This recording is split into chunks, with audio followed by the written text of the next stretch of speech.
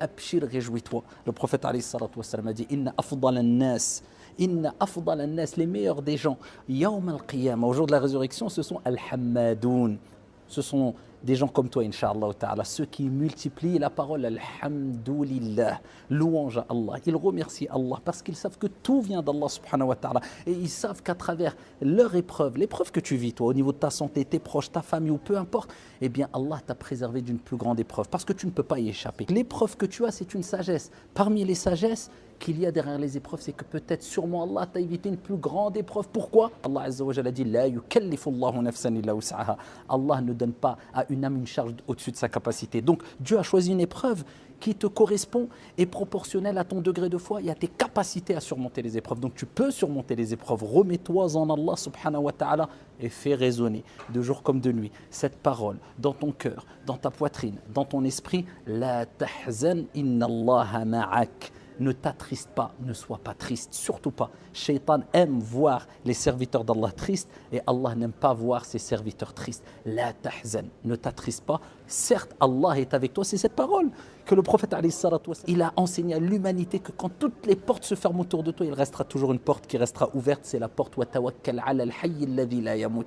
Et place ta confiance en le vivant qui ne meurt jamais. Si tu frappes à la bonne porte, wallahi wa rabbil Kaaba, Allah subhanahu wa ta'ala t'ouvrira sa porte. Allah descendra ses miséricordes et al-barakat, ses bénédictions sur toi et fera dissiper tes soucis et tes tristesses. Et n'oublie jamais, inna nasra ma'as sabr, le secours, la délivrance, elle vient avec la patience. Wasbir wa ma sabruka illa billah. Et patiente. Mais n'oublie pas, Allah nous rappelle que tu ne peux patienter qu'avec l'aide et l'assistance d'Allah. Donc demande à Allah, Ya Allah, assiste-moi. Ya Allah, permets-moi d'être ferme et de surmonter cette épreuve comme tu le souhaites, Ya Rab. Amma, éviter l'épreuve quand elle est là, tu vas perdre ton temps, tu vas te lamenter et tu ne cesseras de répéter, mais si j'avais fait, si j'avais dit. Et le prophète nous a rappelé, ne dites pas si, mais ça c'est simple. Pourquoi? Parce que c'est une porte ouverte à Shaitan. Mais si j'avais fait ça, si j'avais dit ça. Par contre, si tu dis si pour te réformer, et c'est bénéfique pour toi, et pour ne pas refaire les mêmes erreurs, et pas pour te lamenter, mais pour positiver, il n'y a pas de problème. Mais si c'est pour regretter, te lamenter et baisser les bras, sache que l'islam appelle à l'optimisme. Sache qu'il n'y a aucune épreuve qui ne sera au-dessus de ta capacité. Et sache que toute épreuve qui t'arrive, comme le prophète a dit, c'est une purification et une expiation des péchés. Comme a dit le prophète, lorsqu'Allah aime un peuple, lorsqu'Allah aime des gens, eh bien il les éprouve. Si tu es éprouvé, c'est qu'Allah a pensé à toi. Si tu es éprouvé, c'est qu'Allah veut te purifier. Si tu es éprouvé, c'est que tu peux surmonter cette épreuve. Si tu es éprouvé, c'est qu'Allah Azza wa Jal veut te voir dans son vaste paradis si tu patientes.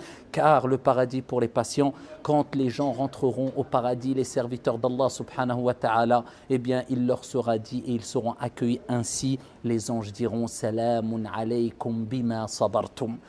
Que la paix soit sur vous, le salut soit sur vous pour la patience que vous avez eue. La patience, c'est une des meilleures vertus. La patience, c'est une lumière. Et n'oubliez jamais que toutes les épreuves que vous pouvez voir autour de vous, il faut relativiser. Il y a plus grave autour de vous. Si tu as perdu un œil, ô combien sont aveugles. Si tu es aveugle, ô combien sont tétraplégiques et sont allongés, rêveraient de bouger. Si tu n'as tout, il faut relativiser. Il y a toujours pire que toi.